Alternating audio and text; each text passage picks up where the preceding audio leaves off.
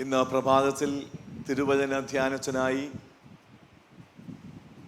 ഇന്ന് നാം വായിച്ചു കേട്ടതായ യോഹന്നാൻ എഴുതിയ സുവിശേഷം അതിൻ്റെ 20-ാം അധ്യായം 1 മുതൽ 18 വരെയുള്ള വാക്യങ്ങളാണ് ഇന്ന് സുവിശേഷ ഭാഗമായി വായിച്ചത്.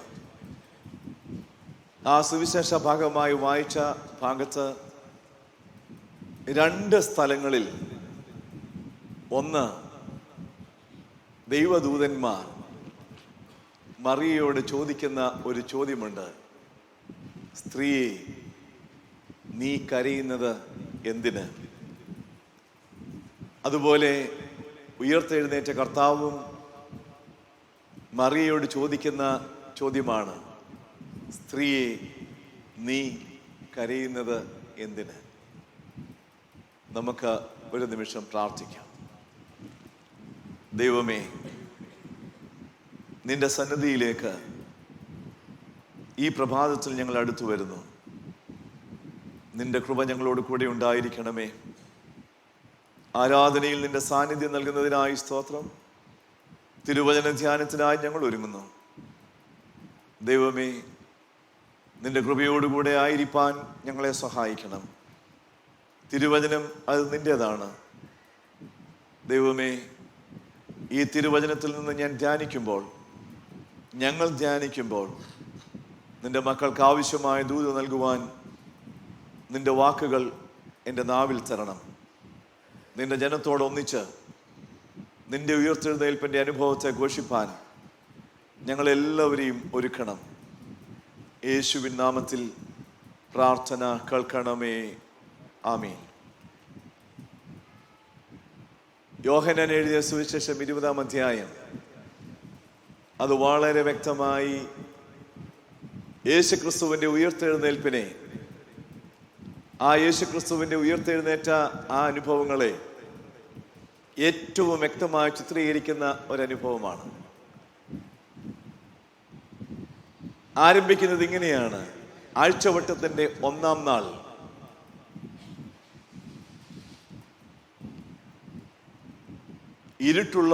രാവിലെ ഇരുട്ടുള്ളപ്പോൾ തന്നെ മഗ്ദലന മറിയയും കൂടെ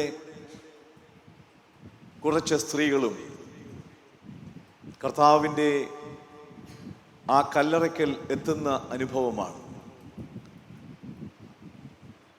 ദുഃഖവെള്ളിയാഴ്ച, കർത്താവിൻ്റെ ക്രൂശീകരണ ദിനം,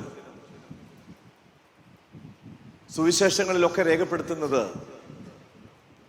ആ കർത്താവിൻ്റെ ക്രൂശീകരണവും കർത്താവിൻ്റെ മരണവും അതിനുശേഷം കർത്താവിൻ്റെ അടക്കവും ഭൗതിക ശരീരവും മറവ് ചെയ്യുന്നതും എല്ലാം വളരെ വ്യക്തമായി കണ്ട ഒരു സ്ത്രീയാണ് മഗ്ദലന മറിയ. ഏറ്റവും ഒടുവിൽ യോസഫ്, അരിമത്തിയയിലെ യോസഫ്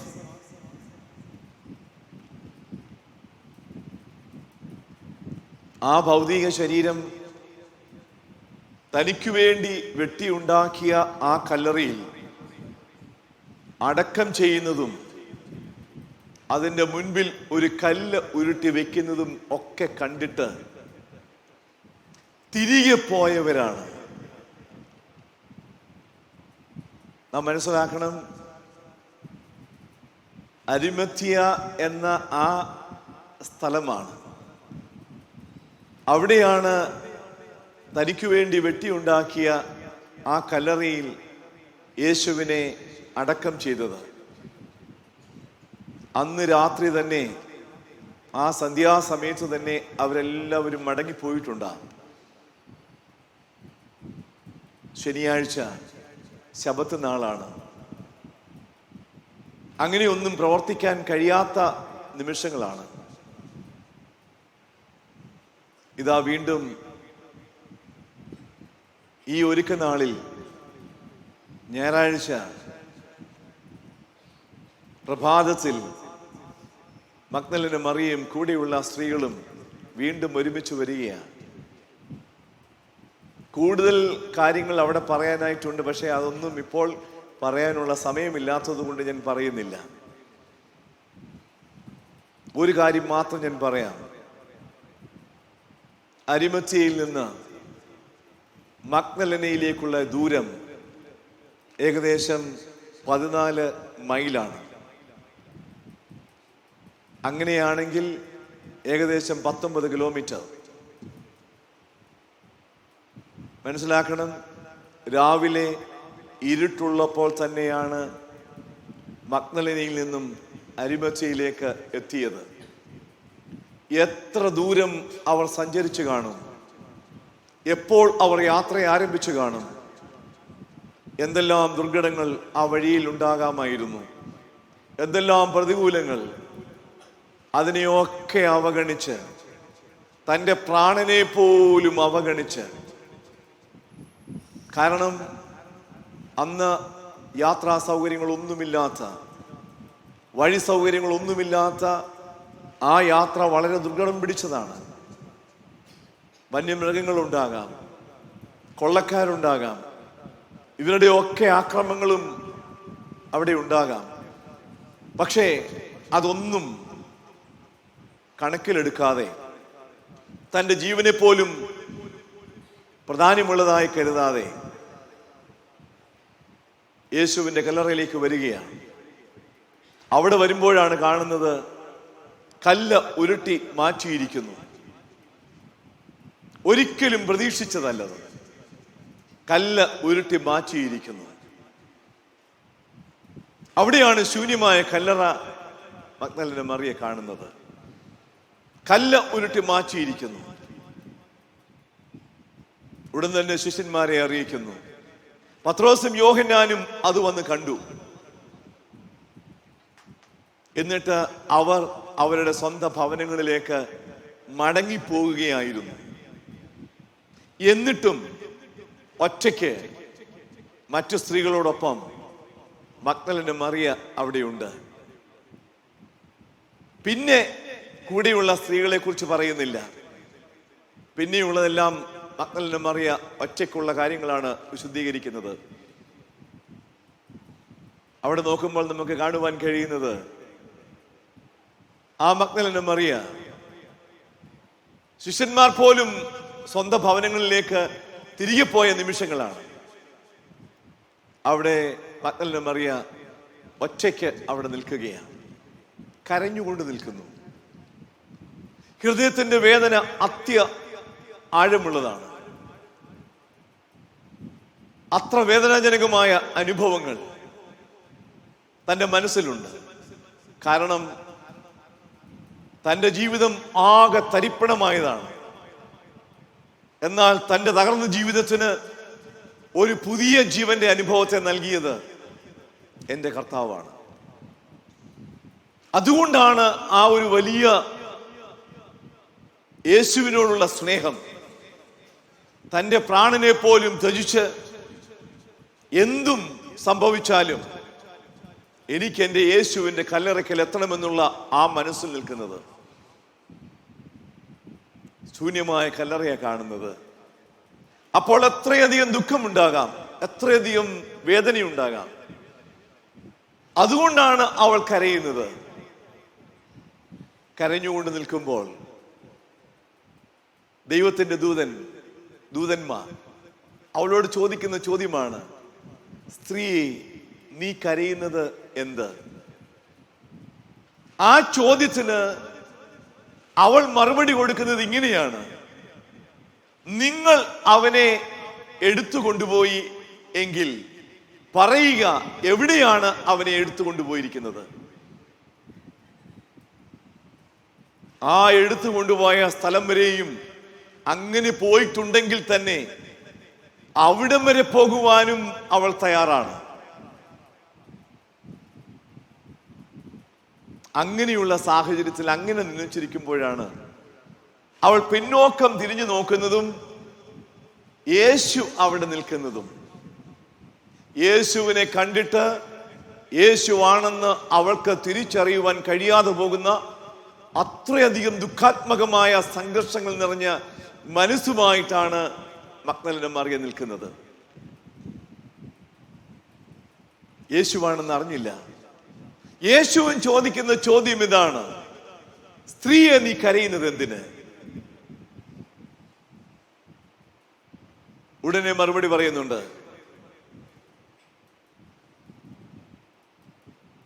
ഇവിടെ ആ യേശുവിനെ കാണുന്നില്ല.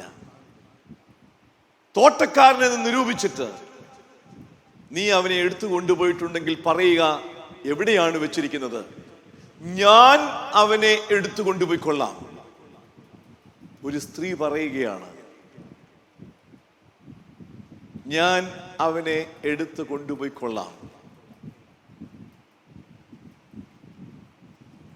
ദൈവം സൃഷ്ടിയിൽ തന്നെ ഒരു പ്രത്യേകത നൽകിയിട്ടുണ്ട്. ഒരു സ്ത്രീക്കും ഒരു പുരുഷനെ എടുത്തു കൊണ്ടുപോകാൻ കഴിയില്ല. അങ്ങനെയാണ് പ്രകൃതിയിൽ തന്നെ ദൈവം സ്ത്രീയെയും പുരുഷനെയും സൃഷ്ടിച്ചിരിക്കുന്നത്. എന്നാൽ ഇവൾ പറയുകയാണ്, എവിടെയാണ് യേശുവിൻ്റെ ആ ഭൗതിക ശരീരം കൊണ്ടുവച്ചിരിക്കുന്നത്? ഞാൻ അവനെ എടുത്തു കൊണ്ടുപോയിക്കൊള്ളാം. ദാറ്റ് മീൻസ് അത്രയധികം ആഴമായ സമർപ്പണമാണ്. തൻ്റെ ജീവൻ ഒരു പുതുക്കം നൽകിയ കർത്താവിനോടുള്ള ആ ഒരു സമർപ്പണമാണ്.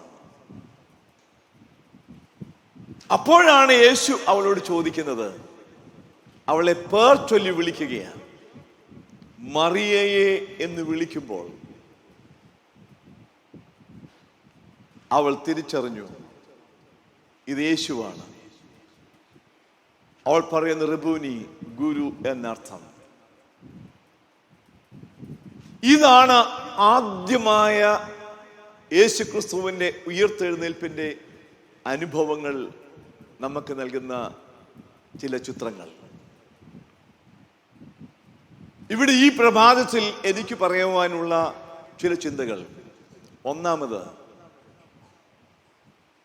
ഈ മഗ്ദലന മറിയയുടെ ജീവിതവുമായി യേശുവിൻ്റെ പ്രത്യക്ഷതയുമായി ബന്ധപ്പെടുത്തി നോക്കുമ്പോൾ നമുക്ക് മനസ്സിലാക്കുവാൻ കഴിയുന്ന ഒരു ചിന്ത ഇതാണ്: Jesus Christ is giving his presence in the unexpected moments of our life. നമ്മൾ ഒരിക്കലും പ്രതീക്ഷിക്കാത്ത ആ സാഹചര്യങ്ങളിലും നിമിഷങ്ങളിലും കർത്താവ് അവന്റെ സാന്നിധ്യം നൽകുന്നവനാണ്. In the unexpected moments of our life. ഒരിക്കലും മറിയ അവളുടെ ജീവിതത്തിൽ യേശുവിനെ അവിടെ കാണുമെന്ന് കരുതിയില്ല. അവർ വന്നത് മുഴുവൻ യേശുവിൻ്റെ ഭൗതിക ശരീരത്തിൽ യഹൂദ മതാചാര പ്രകാരമുള്ള പരിമള തൈലം പൂശുന്നതിനു വേണ്ടിയാണ്. എന്നാൽ അവിടെ നമുക്ക് കാണുവാൻ കഴിയുന്നത്, ഉയർത്തെഴുന്നേറ്റ യേശുവിനെ അവൾ ഒരിക്കലും അവിടെ എക്സ്പെക്ട് ചെയ്തില്ല. അവളുടെ ജീവിതത്തിന്റെ വേദനകളും നൊമ്പരങ്ങളും ഭാരങ്ങളും എല്ലാം അവിടെയുണ്ട്. അതുകൊണ്ടാണ് അവൾ കരയുന്നത്.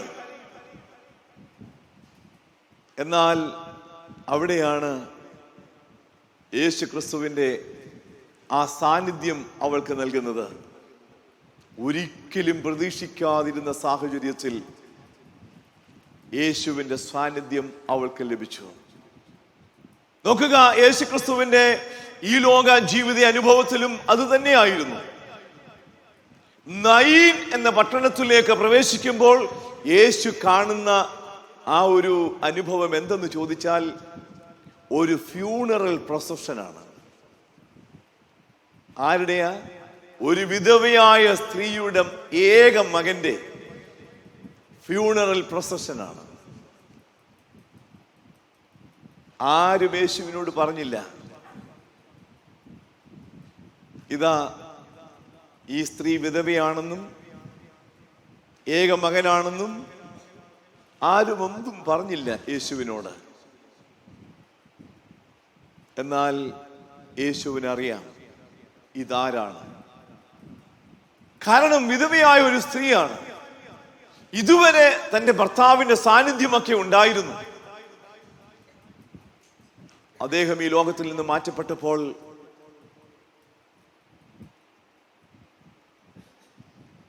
മകൻ ഉണ്ടല്ലോ എന്നുള്ള ഒരാശ്വാസം. എന്നാൽ ഇപ്പോൾ ഏക മകനും മാറ്റപ്പെട്ടിരിക്കുന്നു. ഇനി ആരാണ് ഈ ലോകത്തിൽ ആശ്രയം? അപ്പോൾ എല്ലാ ആശ്രയവും നഷ്ടപ്പെട്ട ഒരു സ്ത്രീയാണ്. നൊമ്പരവും ദുഃഖവും കണ്ണുനീരും ഉൾക്കൊള്ളുന്ന ഒരു സ്ത്രീയാണ്. നമുക്കറിയാം, യേശു അവിടെ ചെന്ന് ആ മഞ്ചം തൊട്ട് ആ ഏക മകനെ ജീവന്റെ അനുഭവത്തിലേക്ക് വീണ്ടും പ്രവേശിപ്പിച്ച് ആ വിധവയായ സ്ത്രീയുടെ കരങ്ങളിലേക്ക് കൊടുക്കുന്ന അനുഭവം. She was never expected. ഒരിക്കലും അങ്ങനെ അവൾ പ്രതീക്ഷിച്ചിട്ടേ ഇല്ല ഇങ്ങനെ സംഭവിക്കുമെന്ന്. പക്ഷെ സംഭവിച്ചത് in the unexpected moments of her life too, Jesus gave his presence. അതാണ് ഈ ഉയർത്തെഴുന്നേൽപ്പിന്റെ അനുഭവത്തിൽ നമുക്ക് മനസ്സിലാക്കുവാൻ കഴിയുന്ന ഒരനുഭവം. നമ്മുടെ ഓരോരുത്തരുടെയും ജീവിതത്തിന്റെ മനസ്സുകളിൽ രൂപപ്പെടുന്ന വേദനകളുടെയും നൊമ്പരങ്ങളുടെയും ഭാരങ്ങളുടെയും പ്രതികൂലങ്ങളുടെയും പ്രതിസന്ധികളുടെയും അനുഭവങ്ങളിൽ നാം കണ്ണുനീർ തൂകുമ്പോൾ ആ കണ്ണുനീർ കാണാതെ പോകുന്ന ദൈവമല്ല ഉയർത്തെഴുന്നേറ്റ ക്രിസ്തു. അവളുടെ കണ്ണുനീർ കണ്ട് അവളുടെ അടുക്കലേക്ക് ചെന്ന് താൻ ആരാണെന്ന് പൂർണ്ണമായി വെളിപ്പെടുത്തി വീണ്ടും വിശ്വാസത്തിൽ സ്ഥിരതയോടെ നിൽപ്പാൻ അവളെ ശക്തീകരിച്ച ആ ക്രിസ്തുവിന്റെ സാന്നിധ്യം in the unexpected moments of her life. രണ്ടാമത്, in the most perplexed moments of her life. ആകെ തകിടം മറിഞ്ഞ ഒരു ജീവിത അനുഭവമാണ്. in the most perplexed moments of her life. കുഴഞ്ഞു മറിഞ്ഞ ജീവിത അനുഭവമാണ്. അവളുടെ ആ മാനോസിന്റെ അനുഭവത്തിലേക്കാണ് കർത്താവ് he gave his presence. ഒന്നാമത് ഞാൻ പറഞ്ഞു in the unexpected moments of her life. രണ്ടാമത് in the most perplexed moments of her life. ക്രിസ്തുവിന്റെ സാന്നിധ്യം അതാണ്. മൂന്നാമത് in the perplexed moments of our life, we should understand that Jesus Christ will come and he will call me by name, and he gave his presence. അവൻ വരും. എപ്പോഴാണ്? in the most perplexed moments of our life. ആകെ കുഴഞ്ഞു മറിഞ്ഞ ജീവിതത്തിന്റെ അനുഭവങ്ങളിൽ അവൻ വരുന്നവനാണ്. അവൻ വരിക മാത്രമല്ല, അവൻ പേർ ചൊല്ലി നമ്മളെ വിളിക്കുന്നവൻ കൂടിയാണ്. he will call us by name. മറിയയെ എന്ന് വിളിച്ചുകൊണ്ട് യേശു അവളെ സംബോധന ചെയ്യുകയാണ്. യേശുവിനറിയാം മറിയയ്ക്ക് യേശുവിനെ മനസ്സിലായിട്ടില്ല എന്ന്. അതുകൊണ്ട് തന്നെയാണ് പേർ ചൊല്ലി വിളിക്കുന്നത്. പ്രിയ ദൈവജനമേ, മറിയയെ യേശു പേർ ചൊല്ലി വിളിച്ചപ്പോൾ she understood that he is Christ. ഇതാണ് ഇടയനും ആടുകളും തമ്മിലുള്ള ബന്ധം. ഞാൻ ആടുകളുടെ വാതിലാകുന്നു.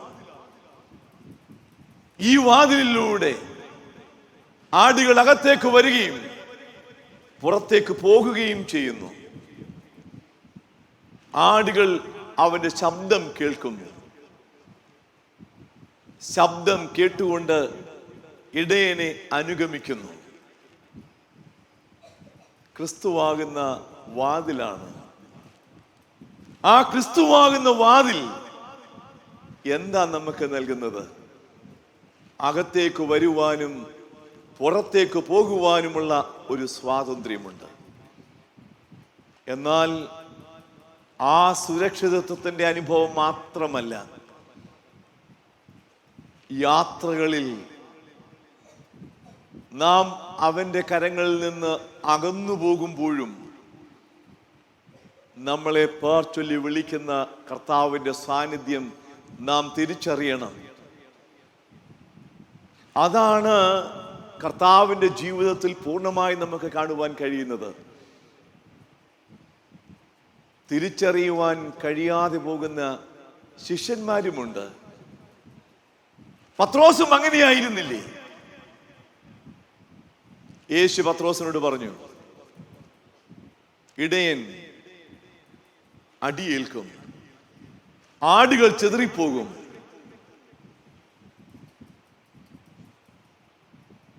അപ്പോൾ വീണ്ടും കർത്താവ് പറഞ്ഞു, നിങ്ങളെല്ലാം എങ്കിൽ ഇടറും. അപ്പോൾ പത്രോസ് പറഞ്ഞു, ആരെല്ലാം നിങ്ങൾ ഇടറിയാലും ഞാൻ ഇടറസില്ല. അപ്പോൾ വീണ്ടും കർത്താവ് അവനോട് പറയുകയാണ്, ഇന്ന് കോഴി കൂകും മുമ്പ് നീ എന്നെ 3 വട്ടം തള്ളിപ്പറയും. ശരിക്കും അങ്ങനെ തന്നെ സംഭവിച്ചില്ലേ? അവൻ 3 വട്ടം തള്ളിപ്പറഞ്ഞു.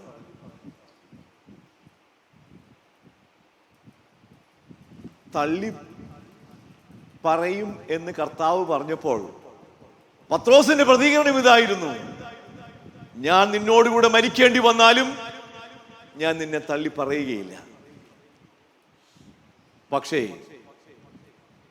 കർത്താവ് ക്രൂശിൽ ആകുമ്പോൾ, അതുപോലെ തന്നെ ന്യായാധിപ സംഘത്തിന്റെ മുൻപിൽ കർത്താവിനെ വിസ്തരിക്കുമ്പോഴും ഒക്കെ സംഭവിക്കുന്നത് തള്ളിപ്പറച്ചിലുകളാണ്. ദൂരെ പോവുകയാണ്. പക്ഷെ ഒരു കാര്യം വീണ്ടും നമുക്ക് മനസ്സിലാക്കുവാൻ കഴിയുന്ന ചിത്രം ഇതാണ്. ക്രൂസിൽ നിന്നുള്ള ഒറ്റ നോട്ടം മതിയായിരുന്നു പത്രോസിനെ ആകമാനമായി മാറ്റുവാൻ. അവനാകെ കർത്താവിൽ രൂപപ്പെടുന്ന ഒരനുഭവമായിരുന്നു. ഞാനിവിടെ പറയാൻ ശ്രമിക്കുന്നത്, in the most perplexed moments of our life, He is the one who calls us by name and helping us to carry out all our responsibilities with utmost dedication and courage. ഇതാണ് കർത്താവ് നിർവഹിക്കുന്നത്. ഇത് തന്നെയാണ് മറിയയ്ക്കും സംഭവിച്ചത്. അതുമാത്രമല്ല, ഉയർത്തെഴുന്നേറ്റ കർത്താവിന്റെ പിന്നീടുള്ള ഓരോരോ അനുഭവങ്ങൾ നാം നോക്കുമ്പോഴും അവിടെയൊക്കെ നമുക്ക് കാണുവാൻ കഴിയുന്നത്, Jesus Christ is the one who gives us the certainty in the midst of uncertainties, in the midst of doubts. He is the one who clears our doubts, and He is the one who gives us the fruits in the midst of all fruitless experiences. ഫലരഹിതമായ ജീവിതത്തിന്റെ അനുഭവങ്ങളിലും അനിശ്ചിതത്വം നിറഞ്ഞ ജീവിതത്തിന്റെ അനുഭവങ്ങളിലും സംശയങ്ങളും സംഘർഷങ്ങളും മനസ്സിൽ രൂപപ്പെടുമ്പോഴും ആ കർത്താവ് നമുക്ക് പ്രത്യക്ഷനാകുന്നവനാണ്. അതല്ലേ എമ്മൗസിലേക്ക് പോയ ശിഷ്യന്മാർക്ക് സംഭവിച്ചത്? അവരുടെ മുഖം വാടിയിരുന്നു, അവർ തർക്കിച്ചിരുന്നു. And they were in the midst of doubts and uncertainties.